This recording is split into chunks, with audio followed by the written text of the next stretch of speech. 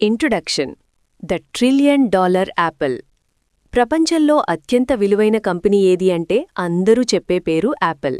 కానీ యాపిల్ అంటే కేవలం ఒక ఐఫోన్ మాత్రమే కాదు, అది టెక్నాలజీని చూసే మన కోణాన్ని మార్చేసిన ఒక విప్లవం. ఒక గ్యారేజీలో ఇద్దరు స్నేహితులు మొదలుపెట్టిన ఈ ప్రయాణం ఈరోజు $3 ట్రిలియన్ సామ్రాజ్యంగా ఎలా ఎదిగింది?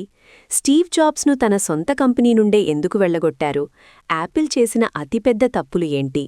ఈరోజు ఏఐ ప్రొడక్షన్ యూనివర్స్లో యాపిల్ యొక్క కంప్లీట్ బయోగ్రఫీని విడమర్చి చూద్దాం. Chapter 1 the two Steves and the garage. 1976 కాలిఫోర్నియాలోని ఒక చిన్న గ్యారేజీలో ఇద్దరి స్నేహితులు కలిశారు. ఒకరు టెక్నికల్ జీనియస్ స్టీవ్ వోజ్నియాక్, మరొకరు visionary marketing king Steve jobs. వీరు తయారు చేసిన యాపిల్ ఐ ఒక వుడెన్ బాక్స్లో ఉండే కంప్యూటర్. ఆ తర్వాత వచ్చిన యాపిల్ 2 కంపెనీని ఒక్కసారిగా ఫేమస్ చేసింది. 1980లో యాపిల్ ఐపీఓకి రాగానే రాత్రికి రాత్రే వందల మందిని కోటీశ్వర్లం చేసింది. Chapter 2 the Macintosh and the big blunder. 1984లో యాపిల్ మ్యాకింటాష్ని లాంచ్ చేసింది. గ్రాఫికల్ యూజర్ ఇంటర్ఫేస్ GUI మరియు మౌస్ని సామాన్యులకు పరిచయం చేసింది ఇదే. కానీ యాపిల్ అప్పటి CEO జాన్ స్కల్లీ మరియు స్టీవ్ జాబ్స్ మధ్య విభేదాలు మొదలయ్యాయి.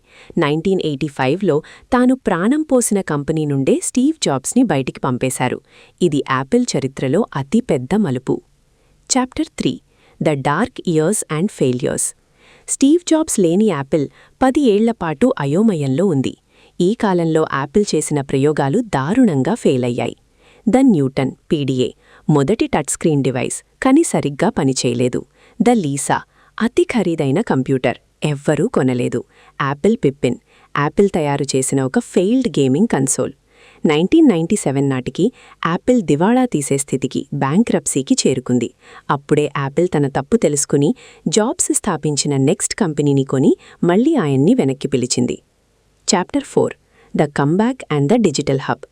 జాబ్స్ మళ్లీ వచ్చాక థింక్ డిఫరెంట్ క్యాంపెయిన్ మొదలుపెట్టారు.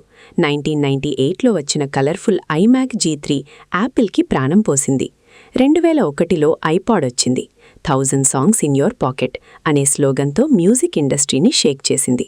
ఆ తర్వాత ఐట్యూన్స్ స్టోర్తో పైరసీకి చరమగీతం పాడింది. Chapter 6 2007 the day everything changed. జనవరి 9, 2007 స్టీవ్ జాబ్స్ స్టేజ్ మీదకి వచ్చి an iPod, a phone and an internet communicator అని 3 సార్లు చెప్పారు. కానీ అవన్నీ కలిపి ఒక్కటే డివైస్, అదే ఐఫోన్. కీప్యాడ్ లేని ఈ ఫోన్ని చూసి అందరూ నవ్వుకున్నారు. కానీ అదే ఫోన్ ఈరోజు స్మార్ట్ ఫోన్ అంటే ఏంటో ప్రపంచానికి నేర్పింది. ఆ తర్వాత వచ్చిన యాప్ స్టోర్ లక్షలాది మంది డెవలపర్ల జీవితాలను మార్చేసింది. Chapter 6 the Tim Cook era and new successes. 2011లో స్టీవ్ జాబ్స్ మరణం తర్వాత అందరూ యాపిల్ కథ ముగిసింది అనుకున్నారు. కానీ సీఈఓగా వచ్చిన టిమ్ కుక్ యాపిల్ని ఒక మాస్టర్ మైండ్లా నడిపించారు. యాపిల్ వాచ్ ఈరోజు ప్రపంచంలోనే number 1 watch brand. Apple AirPods wireless ఇండస్ట్రీని లీడ్ చేస్తోంది. Apple silicon M1, M2, M3 ఇంటెల్కి చెక్ పెట్టి సొంత చిప్స్తో కంప్యూటర్ ప్రపంచాన్ని ఆశ్చర్యపరిచారు. Chapter 7 present and the future. Vision Pro and AI. ఈరోజు యాపిల్ కేవలం హార్డ్వేర్ కంపెనీ మాత్రమే కాదు, iCloud, Apple TV plus, music లాంటి సర్వీసులతో బిలియన్ల ఆదాయం పొందుతోంది. భవిష్యత్తు కోసం యాపిల్ విజన్ ప్రోని తెచ్చింది. అలాగే యాపిల్ ఇంటెలిజెన్స్ AIతో మీ ఐఫోన్ని మరింత స్మార్ట్గా మార్చబోతోంది. ఇతర కంపెనీల కంటే ప్రైవసీకి ఎక్కువ ఇంపార్టెన్స్ ఇవ్వడమే యాపిల్ సక్సెస్ సీక్రెట్. కన్క్లూజన్: ఒక పండుని చూస్తే అందరూ తినాలి అనుకుంటారు, కానీ యాపిల్ని చూస్తే కొనాలి అనుకుంటారు. అదే యాపిల్ బ్రాండ్ పవర్. ఈ జర్నీ మీకు ఎలా అనిపించింది? కింద కమెంట్ చేయండి. మరిన్ని ఇంట్రెస్టింగ్ బయోగ్రఫీస్ కోసం ఏఐ ప్రొడక్షన్ యూనివర్స్కి సబ్స్క్రైబ్ అవ్వండి. Thanks for watching. వీక్షించినందుకు ధన్యవాదాలు. AI production universe.